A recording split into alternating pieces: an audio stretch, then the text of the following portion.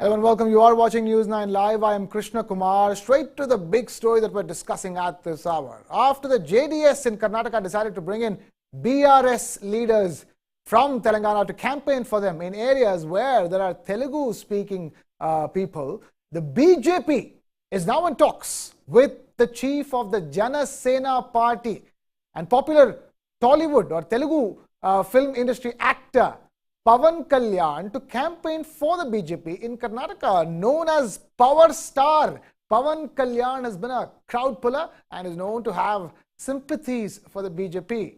Now, Telugu-speaking voters could play a crucial role in deciding the election in Karnataka, as they are estimated to form around 15% of the population in the state. They constitute the third largest voter base in Karnataka after Kannada and Urdu-speaking voters, according to some estimates. But there's really no empirical data to support this particular claim. Now, let's understand what it would be like if the power star himself were to campaign for the BJP in Karnataka. I have my colleague Varghese Abraham joining me in the studio. Varghese, talk to us. You know the history of Pawan Kalyan's political history, so to speak. He's had many back and forths and many issues, but he's known to have had sympathies for the BJP. Do you think that this deal would come through?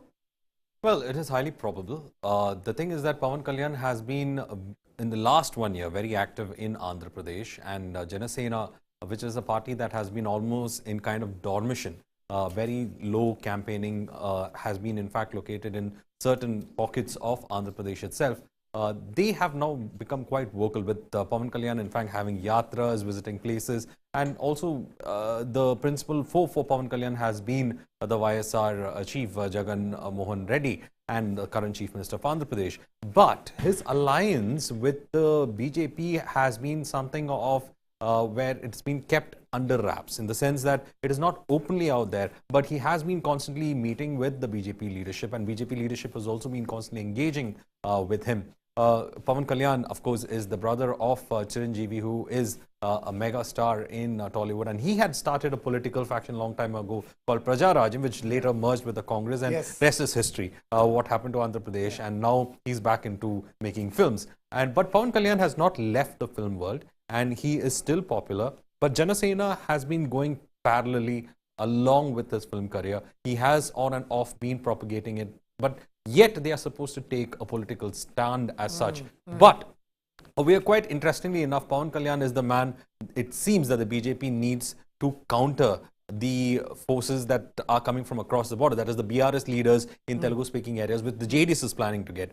Now, the biggest concern for BJP would be not that JDS will get a seat in those areas, but rather that could be a split in the Telugu votes. Even a minor split in the Telugu votes could affect the electoral maths on the ground. So that is something that they try to, in fact, keep it together. And that is why Pawan Kalyan, who is known to be a very huge crowd puller, who has this huge fan base in Karnataka as well, especially in the Telugu-speaking population, well, that is something that the BJP is trying to, in fact, leverage Talking about the Telugu-speaking population, now you have like 12 districts across Karnataka where you have Telugu-speaking population. Some where they're 30%, like Kalaburgi and a couple of other places where they're 30% of the population of the region. How crucial do you think this Telugu vote is going to be in the final tally as far as Karnataka is concerned? Well, if you look at the Telugu voters in Karnataka, there is a complicated understanding about them. One is they have been in Karnataka for quite some time, and they are technically dual speaking. They speak Kannada as well as Telugu. So you cannot place them in one basket saying that they are Teluguites. And that's why they say there is no empirical evidence. Yes, they say there is no empirical because they identify, for example, in one census they would identify themselves as Kannadigas. Maybe in another sentence that's Teluguites. So it's not going to be quite easy to identify that population because they have dual identities. They have relatives across the border. They have families on this side of the border, and most of them have in fact grown up in Karnataka and have been going to Karnataka government schools, and they are well acquainted with the language and also integrated into its administrative setup, especially its legislature as well as bureaucracy. Right.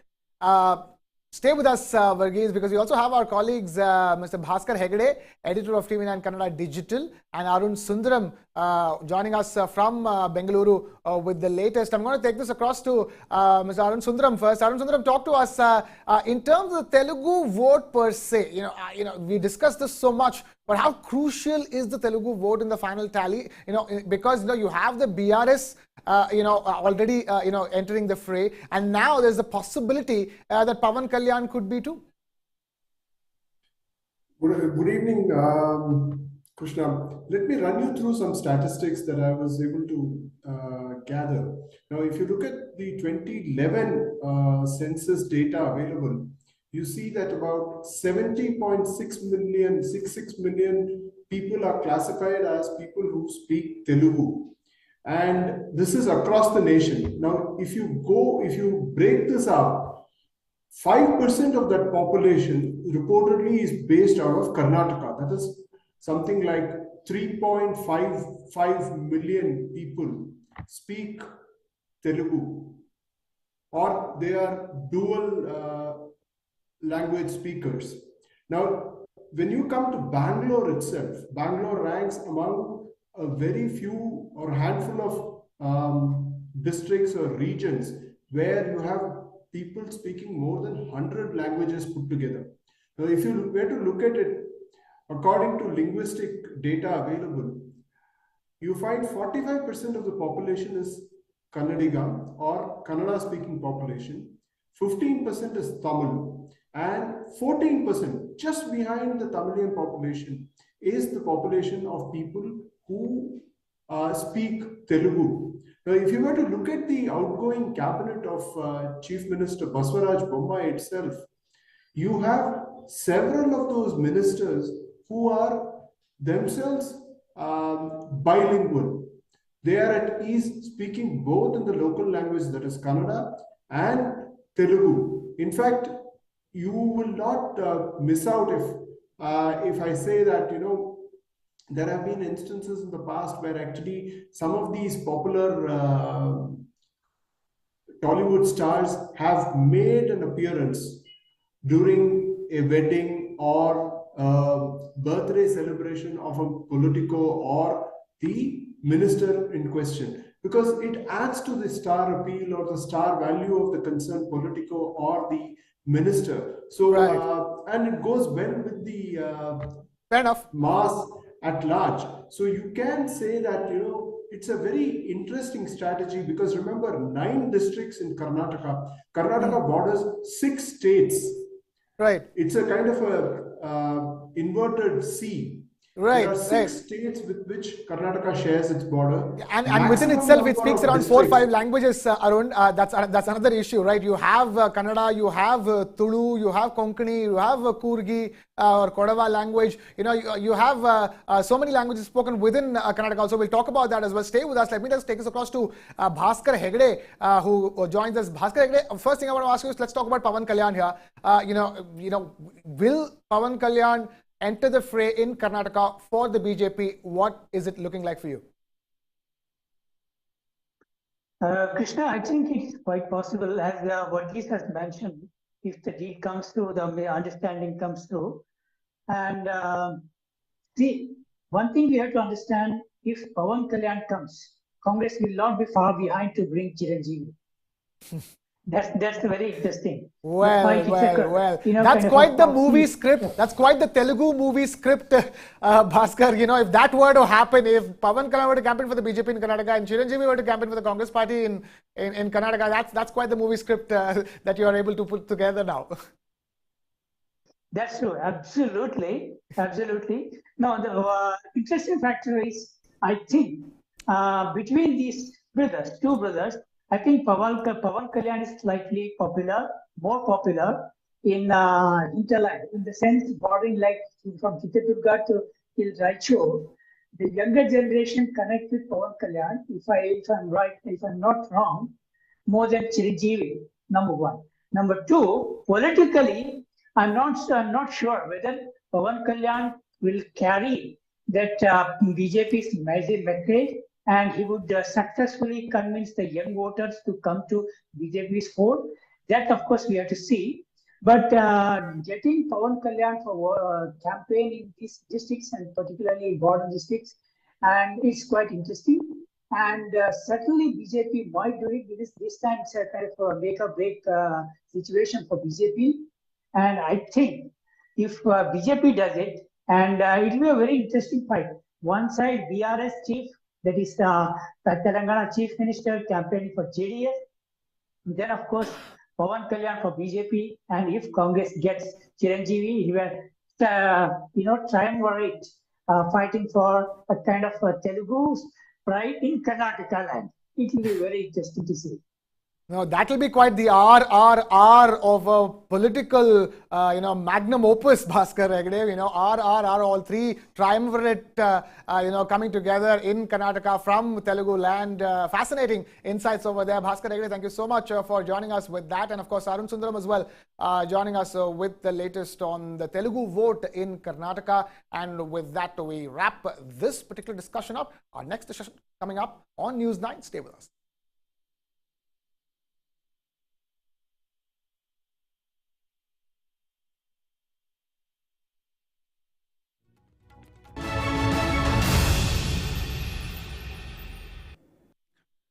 Now, eyeing Tamil votes in Karnataka, sources are telling us that the AIADMK is mulling whether to contest in a few seats in the upcoming Karnataka State Assembly elections. Tamil people are estimated to comprise about 5% of the population in Karnataka, where they are concentrated in about 10 seats. They're mainly concentrated in constituencies bordering the state of Tamil Nadu, such as Bengaluru and Kolar, famous for the gold fields. Now, in these constituencies, the Tamil population can sway the electoral result. That's the reality of it all. So, what happens? Will the AIADMK join the Karnataka contest? Will they make use of the Tamil vote in Karnataka to their benefit? Well, those are the questions we're asking at this moment. Tamil Nadu BJP chief Annamalai is the party co-in charge for Karnataka for the BJP. Now, let's see what happens. We have Varghese Abraham continuing to be with us in the studio. Varghese, interesting, isn't it? The fact that, you're discussing the Telugu vote. Now, there's a Tamil vote they're talking about. And if the BRS wants to foray into Karnataka for the Telugu vote, then why not the AIADMK for the Tamil vote in Karnataka? Well, the BRS, in fact, is, as I told you, is looking at a longer vision. So, right now, they are happy with joining with JDS and asking them to take the benefit, if anything, that comes out. Oh, whereas the AIADMK wants to contest itself. Yes, the AIADMK has got a different plan of action. They want to, in fact, cross the border and contest, and there is a history. It's not without any precedent. Yes. There's a history from the 1980s to 1990, at least thrice they have won the Kolar seat as such. So, and this has given them that strength, saying that if the Tamil population can actually go ahead and vote for the AIADMK, they can actually have a presence outside Tamil Nadu as well. But it's not been a consistent thing because, of course, the local politics of Karnataka also keeps changing. Yes. So, you are a junior partner when you come over there, so you have to have a kind of an alliance with a senior party there. But here, especially with its problems that it is facing when it comes to its own house, the AIADMK, it seems to be a little too ambitious that they're trying to, in fact, cross over the border. And over there, of course, the big brother would be the BJP when it comes to the AIADMK. Right. Unlike in Tamil Nadu, where the junior partner. Right. So already with so much of strained relationship, it's going to be quite a difficult aspect for them to go ahead and say that, hey, we would like to, contest in your backyard, give us the support that you require. Right.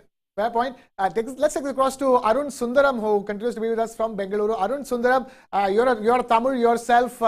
Tell us about the Tamil vote in Karnataka. We just asked you how important is the Telugu vote in Karnataka, Telugu-speaking people's vote. Talk to us about the importance of the Tamil-speaking vote, especially in Bengaluru urban, Kolar, Kolar, where AIADMK has won in the past a couple of times. Tell us how is this the state of play right now for AIADMK to win in the upcoming Karnataka State Assembly elections?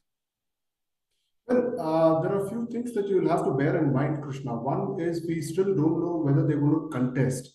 Yes, there are pockets of Tamil dominance across the southern part of Karnataka. You have a sizably good population of Tamilians in places like Bangalore, KGF, Kolar, etc. But the big question is whether the AIADMK will be really willing to contest these places. That's one thing. The second thing is obviously there is some kind of an emotive connect, because remember AIADMK at one point of time stood for Jayalalitha, and which other state can boast of the fact that a temple town, the town of Melkote, awarded or literally gifted a chief minister to a neighboring state.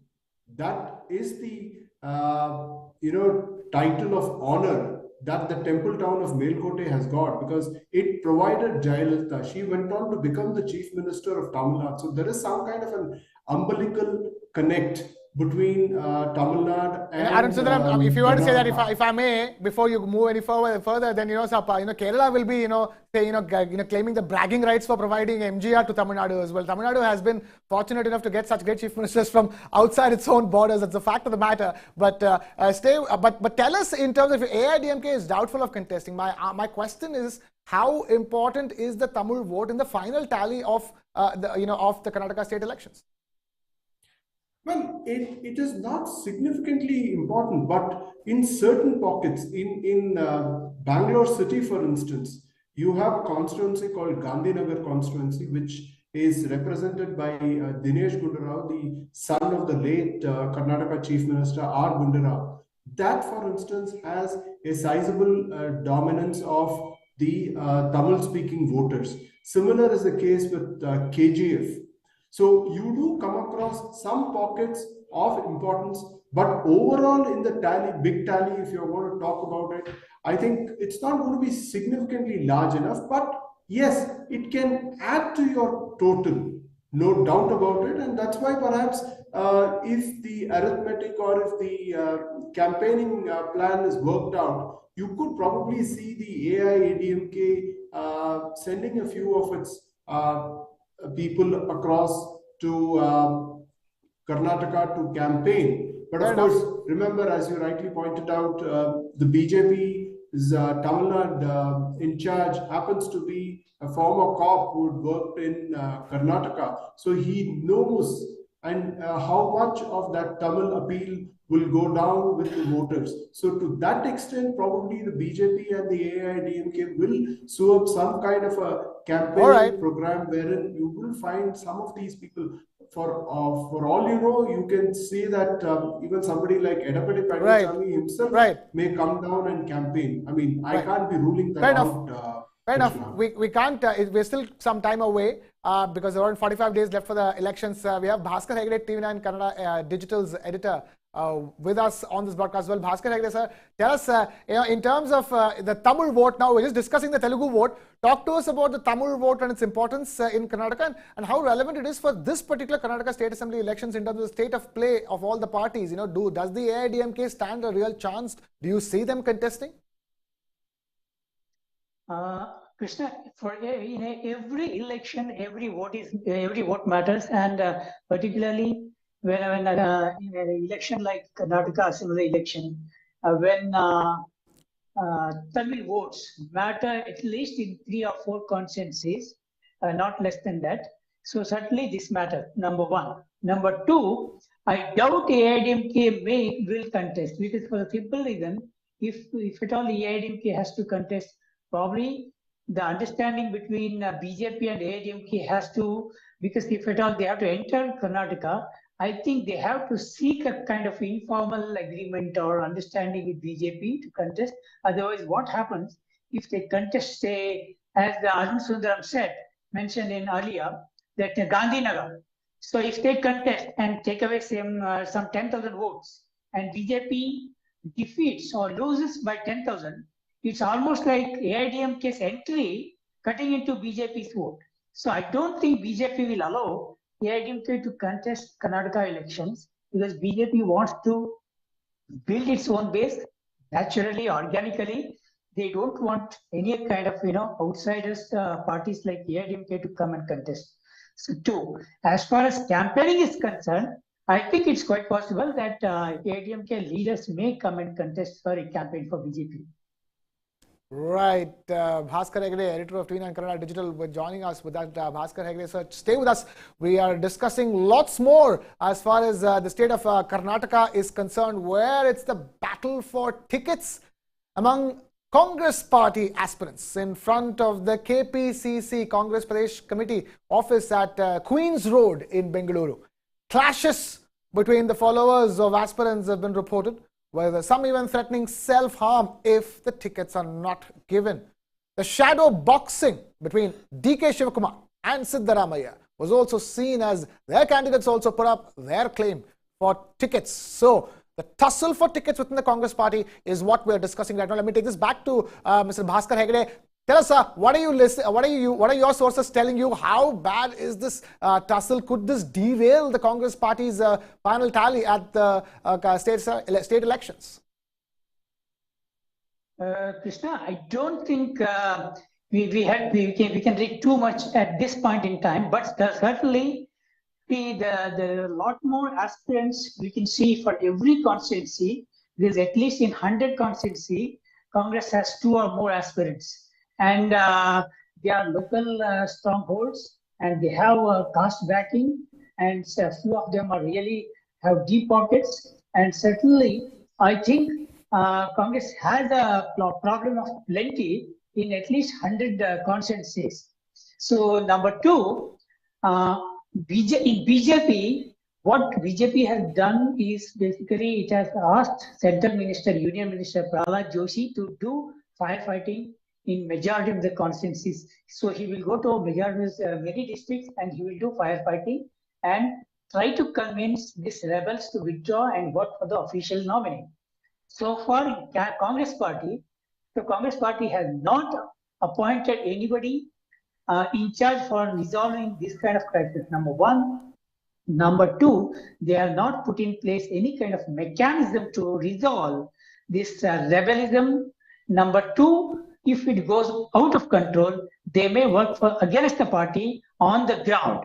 So as of now, it looks like Congress on back foot at least in 100 constituencies with respect to rebel factor. All right, Congress on track for at least 100 despite all the tussle for tickets. Bhaskar Hegde, please stay with us. Arun Sundaram also, please stay with us. Let's quickly listen to what DK Shivakumar had to say, and then we'll continue this discussion. ಇವತ್ತು ಬದಲಾವಣೆಗೆ ಜನ ತೀರ್ಮಾನ ಮಾಡಿದ್ದಾರೆ. Double engine ಸರ್ಕಾರದಿಂದ ಯಾವ ತರದ ಅನುಕೂಲ ಕೂಡ ಆಗಲಿಲ್ಲ ಅನ್ನೋದು ಕೂಡ ತಮಗೆ ಈಗಾಗಲೇ ಗೊತ್ತಿದೆ. ಸೊ ಬೀದರಿಂದ ಚಾಮರಾಜನಗರ ಕೂಡ ಅನೇಕ ಮಾಜಿ ಶಾಸಕರು ಹಾಲಿ ಶಾಸಕರಿಗೆಲ್ಲ ಕೂಡ ಹೆಜ್ಜೆ ಇಡ್ತಾ ಇರೋದು ತಮಗೆಲ್ಲ ಗೊತ್ತಿರುವಂತ ವಿಚಾರ. ಸೊ ಇವತ್ತು ನಾನು ಸಿದ್ದರಾಮಯ್ಯನವರು ಮತ್ತು ನಮ್ಮೆಲ್ಲ ನಾಯಕರುಗಳು ಚರ್ಚೆ ಮಾಡಿದ್ದೇವೆ. ಇನ್ನ ಕೆಲವರೆಲ್ಲ ಬೇರೆ ಬೇರೆ ರಾಜೀನಾಮೆ ಕೊಟ್ಟು ಬಾಕ್ಲು ತಟ್ತಾ ಇದ್ದಾರೆ. ನನ್ನ ಹೆಸರುಗಳನ್ನು ನಾನು ಹೇಳಲಿಕ್ಕೆ ನಾನು ತಯಾರಿಲ್ಲ. ಈಗ ನನಗೆ ಅರ್ಜಿ ಬಂದಾಗ ಮಿಕ್ಕಿದೆಲ್ಲ ನಾನು ಮಾತಾಡ್ತೀನಿ. ಬಹಳ ಜನ ಇದ್ದಾರೆ. ನಾವು ಅಕೊಮಡೇಟ್ ಮಾಡಕ್ ಆಗ್ತಾ ಇಲ್ಲ. ನಾವು ಅಕೊಮಡೇಟ್ ಮಾಡ್ಬೇಕಾದ್ರೆ ಬಹಳ ಸೂಕ್ಷ್ಮತೆಯಿಂದ ಬಹಳ ಅಕೊಮಡೇಟ್ ಮಾಡ್ತಾ ಇದ್ದೇವೆ. Varghese, quite the telling statement there from DK Shivakumar as to what's going on inside the Congress party at this state.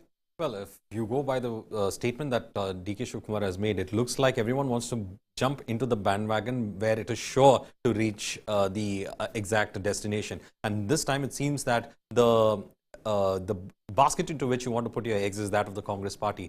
And all those people who have suddenly decided to do that turncoat kind of a behavior are all putting their eggs into the Congress basket, and now it seems that the basket cannot hold, and that's why you have a problem of plenty, as Bhaskar Hegde was saying, in each district maybe 3 to 4 of them, and with a lot of financial backing as well.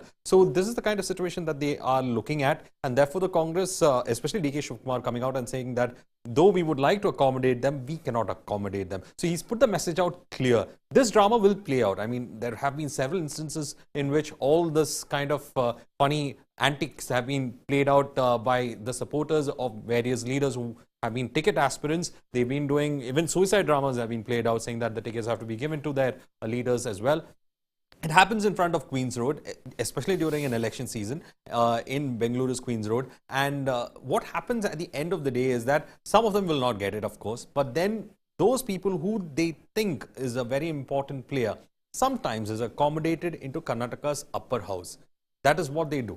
So they in the southern, of course, the lower legislature assembly, you will have the ticket aspirants going, but those after a few years you would find them in the upper house in Karnataka. Some kind of an accommodation is done in that regard. Right, Varghese, stay with us. Let's now take this across to our colleague Arun Sundaram, who continues to join us live from Bengaluru. Arun, talk to us. Varghese is calling it as it is. You know, this is what happens in Bengaluru on Queen's Road in the run-up to an election. This time, there's been a lot of those issues, Krishna. There have been people who were with the Congress who moved over to the BJP and now want to do a return. There are people who've been with the BJP but were denied or feel that they may not make the cut. Therefore, they are looking for a greener pasture.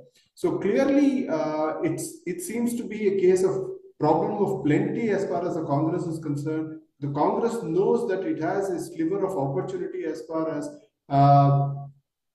the poll prospects are concerned. But then what could undermine this sliver of opportunity, if I could use that phrase, is this kind of a bickering for nomination at this point of time. Remember, the date for filing of your nominations is April 20. So you have still some time available. But then the lobbying is so intense for nominations that the leaders themselves may not be, quite eager. They may not be putting their best foot forward, but they could be having their own supporters and others voicing their concern.